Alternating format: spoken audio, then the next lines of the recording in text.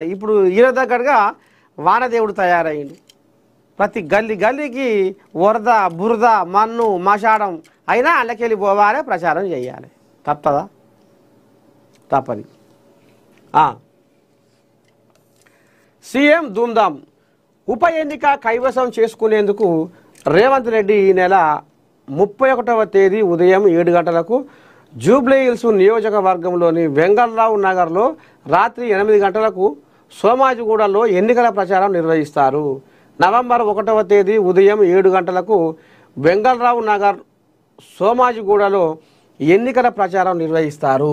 అలాగే నవంబర్ 1న ఉదయం బోరబండలో, రాత్రి 8 గంటలకు ఎర్రగడ్డలో, 4వ తేదీన ఉదయం షేక్పేట 1 డివిజన్లో, రాత్రి రహమత్ నగర్లో ప్రచారం చేస్తారు. 5వ తేదీన ఉదయం షేక్పేటలో, సాయంత్రం యూసఫ్గూడలో, 8వ తేదీన 6 డివిజన్లలో మోటార్ సైకిల్ ర్యాలీలో పాల్గొంటారు. 9వ తేదీన షేక్పేటలో ఉదయం 10 గంటలకు మోటార్ సైకిల్ ర్యాలీలో పాల్గొని ఎన్నికల ప్రచారం నిర్వహిస్తారు. ఇదట కథ. ఈ రకంగా వాళ్ళు ప్రచారం చేస్తారట. ఇట్లా ఉంది కథ. కాంగ్రెస్ దే జోరు, నవీన్ యాదవ్కే మొగ్గు ఖరారు. ఏఎన్ఎన్ మహాపోల్లో తేల్చేసిన పబ్లిక్. ఏకంగా 59,000 మంది ఓట్లేసి అభిప్రాయాన్ని ఎల్లబుచ్చుకుర్రు అట. అమ్మని దండం పెడితే చూద్దాం ఇంకేం రాసుకొచ్చిర్రా. మొత్తానికి ఇక నవీన్ యాదవ్ గెలుపు ఖాయం చేసేగా పోళ్ళు. ఇగోది కాంగ్రెస్ దే జోరు, నవీన్ యాదవ్కే మొగ్గు ఖరారు. ఏఎన్ఎన్ మహాపోల్లో తేల్చేసిన పబ్లికు. ఏకంగా 59,000 మంది ఓట్లేసి అభిప్రాయము. జూబ్లీహిల్స్లో అధికార కాంగ్రెస్ పార్టీ అవా కనబడుతుంది. కాంగ్రెస్ అభ్యర్థి విజయడంకా మోగించబోతున్నాడని ప్రజాభిప్రాయం స్పష్టంగా కనబడుతుంది. మరో 3 ఏళ్లకు పైగా కాంగ్రెస్ పార్టీ అధికారంలో ఉండడం, అభ్యర్థి లోకల్, వీటికి తోడు ముఖ్యమంత్రి రేవంత్, కాంగ్రెస్ ప్రభుత్వం అందుబాటులో ఉంటారన్న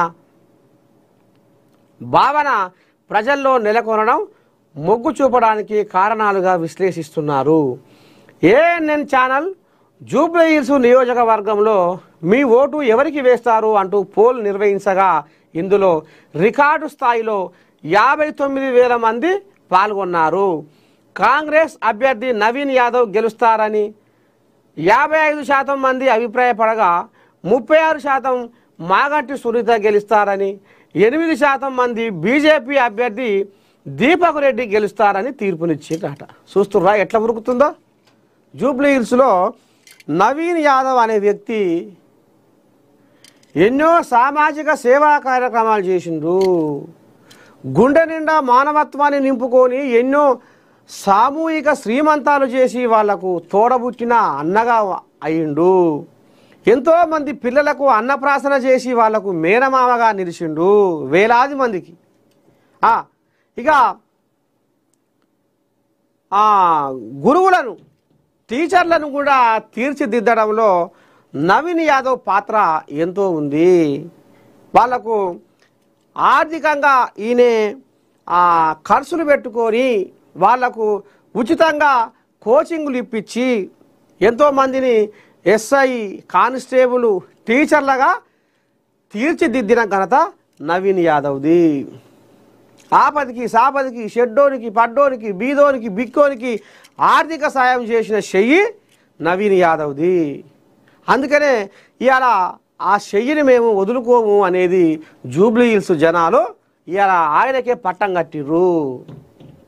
నవీన్ యాదవ్ గెలుపును అప్పుడే ఖాయం చేసిర్రు.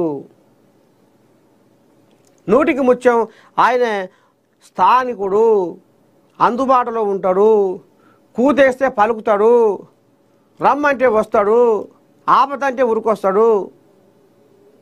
మాకు అన్నిటికీ అందుబాటులో ఉండే స్థానికుడు కాబట్టి మంచి మానవత్వంతో ఎన్నో సేవా కార్యక్రమాలు చేస్తుండు కాబట్టి ఏ పదవి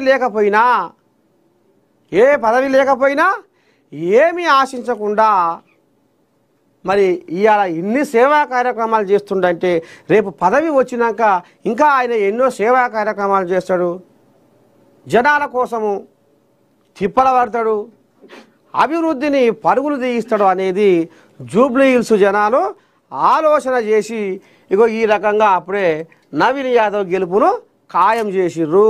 చూస్తురుగా, నవీన్ యాదవ్ 55%, మాగంటి సునీత 36%, లంకల దీపక్ రెడ్డి 8%. అట్లా ఏడుస్తుంది. నువ్వు ఏడిస్తే ఓట్లు రాతాయి అంటే కాదు. మల్లారెడ్డి స్వయాన మల్లారెడ్డి కోడలే చెప్పింది, ఈ ఏడుపులు తూడుపులు వలవల అని వలపోసుడు కలకల అని కన్నీరు తీసుడు ఇవి చేస్తే ఓటు రాలయి. దానికి సింపతి కాదు కథ, సింపతికి ఓటు రాలయి. జనాలు ఎవరైతే రేపు మన భవిష్యత్తు బాగుంటుంది, ఎవరైతే రేపు మన ప్రాంతం బాగుంటుంది, ఎవరు వస్తే మన ఆ ఏరియా అభివృద్ధి అవుతుంది అనేది జనాలు ఆలోచన చేస్తారు అనేది కూడా ఎప్పుడో మల్లారెడ్డి కోడలే చెప్పింది స్వయాన ఈ మాట. ఇగో ఇది కథ. మొత్తానికి నవీన్ యాదవ్ గెలుపు ఖాయమైంది.